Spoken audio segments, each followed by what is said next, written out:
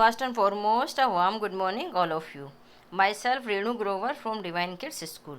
As you know very well, in these days, our online classes are continued due to lockdown, and I hope you must be enjoying these classes. So, welcome again, all of you, in my English class. And you know very well, we have completed our first poem, Squirrel, from class 7 and chapter 1, and I hope you must have understood this poem, and if you have any problem you can consult me on online. So today I am going to explain the question answer of this poem. So look at mobile screen and listen to me carefully. कि जैसा कि आपको पता है कि हमने class 7th का जो फर्स्ट चैप्टर में से पोएम है स्क्वायरल, वो आपको एक्सप्लेन कर दिया था और आपको समझ में भी आ गई होगी, क्योंकि वो it's a very simple poem.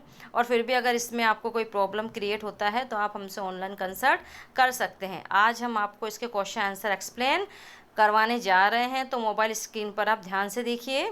First question है, व्हाई डज द पोइट से द स्क्वायरल और ए क्वेश्चन मार्क फॉर टेल, कि पोइट ऐसा क्यों कहता है कि जो स्क्वायरल है ना उसने क्वेश्चन मतलब एक question mark for a tail, कि उसने प्रश्नवाचक चिन्ह पहन रखा है पूंछ का। मतलब कवि ऐसा क्यों कहता है कि जो गिलहरी है उसने प्रश्नवाचक चिन्ह टाइप पहन रखा है उसका पूंछ का।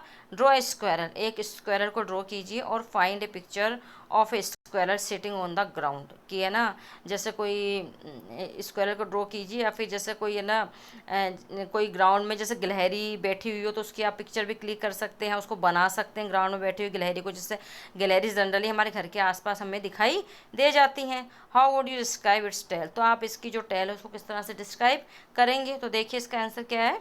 The poet said the squirrel, कवि कहता है कि जो गिलहरी है वो एक क्वेश्चन मार्क फॉर टेल, कि उसने पूंछ का प्रश्नवाचक चिन्ह पहना हुआ है। Because the shape of the tail of squirrel, क्योंकि स्क्वायरल की जो शेप होती है ना टेल की, सिटिंग ऑन द ग्राउंड, जब वो ग्राउंड में जैसे बैठी होती है, जैसे इसमें देखिए ग्राउंड में बैठी हुई है ना, ये कुछ खा रही है, तो जब वो इस तरह से ग्राउंड में बैठी होती है तो उसकी जो शेप होती है ना क्वेश्चन मार्क्स की तरह से हो जाती है। देखिए ऊपर उठी है ना ये जो इसके पीछे से टेल, तो उसकी जो टेल का शेप होता है क्वेश्चन मार्क्स की तरह से हो जाता है। इसलिए कवि ने बोला है इसमें, I would describe it as fur of clothes clutch together और बुशी शेप्ड।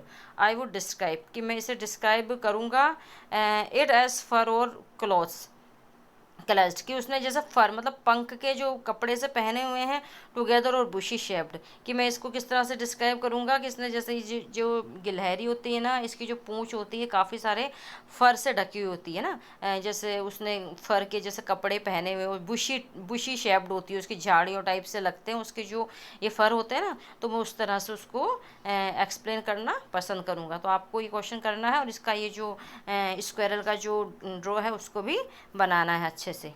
देखिए next question, do we usually say that an animal wears a tail, कि क्या जनरली हम ये कहते हैं कि जो एनिमल है उन्होंने पूंछ को पहन रखा है। वाई वाट डू वी से, हम क्या कहते हैं। थिंक सोचिए, does an animal wear a coat, कि क्या एक जो एनिमल है उसने कोट पहन रखा है। Consult a dictionary if you like and find out how wear is used in different ways, कि डिक्शनरी में आप कंसल्ट कीजिए कि जो वियर है ना उसको डिफरेंट वेज में कैसे यूज़ किया जाता है। जैसे इसमें जो पोएम है इसमें तो वियर का क्या यूज़ किया हुआ है कि गिलहरी ने एक पूंछ पहना हुआ है। तो क्या हम जनरली ऐसा कहते हैं किसी जानवर के लिए कि डॉगी ने पूंछ पहना हुआ है या गोट ने पूंछ को पहना हुआ है, इस तरह से हम नहीं कहते। हम क्या कहते हैं, डॉग के एक पूंछ है या गोट के एक पूंछ है, इस तरह से हम जनरली यूज़ करते हैं। लेकिन जैसे कवि है ना, तो कवि तो किसी भी तरह से उसको अपनी पोएम को अट्रैक्टिव बनाने के लिए इस तरह के वर्ड्स यूज़ में लेते हैं। इसके आंसर देखिए, no we don't usually say that an animal wear a tail, कि नहीं हम ऐसा जनरली यूज़ में नहीं लेते हैं कि किसी जानवर ने टेल को पहने हुआ है, पूंछ को पहने हुए है।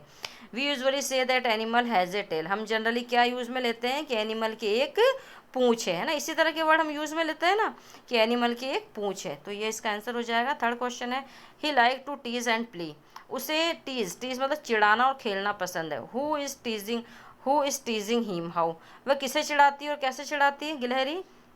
The squirrel is teasing the poet and his friends, जो स्क्वायरल है ना वो पोइट और उसके फ्रेंड को चिढ़ा रही है। When poet and his friend run around the tree, कि जब जो पोइट और उसका फ्रेंड है वो ट्री के पास में आता है, on which the squirrel is sitting, जिस ट्री पर स्क्वायरल बैठी हुई है उस ट्री के पास में जब पोइट और उसका फ्रेंड जब आते हैं, it went the other way टीजिंग and playing with them, तो वह दूसरे रास्ते चली जाती, मतलब वो भाग जाती है, उनको चिढ़ाते हुए और खेलते हुए वो भाग जाती है। जैसे आपने देखा होगा जनरली, जैसे कहीं स्क्वायरल खेल रही हो, है ना, जनरली पेड़ पर रहती है, तो अगर हम वहाँ पर जाएंगे ना तो स्क्वायरल क्या होती है, वहाँ से एट अ टाइम भाग जाती है ना। तो इसमें क्या है कि जो स्क्वायरल है ना वो पोइट को और उसका जो फ्रेंड है उसको चिढ़ा रही है, क्योंकि जैसे ही वो पेड़ के पास आते हैं तो वो खेलते हुए और उनको चिढ़ाते हुए भाग जाती है। So dear students, your today's topic has completed and I hope you must have understood this question and answer, and if you have any problem you can consult me on online, and you have to do this question answer in your notebook as a homework, and neat and clean handwriting, and send your notebook timely. So thank you very much, have a nice day, stay home, be safe, be happy, and you have to give your contribution preventing COVID-19. Thank you.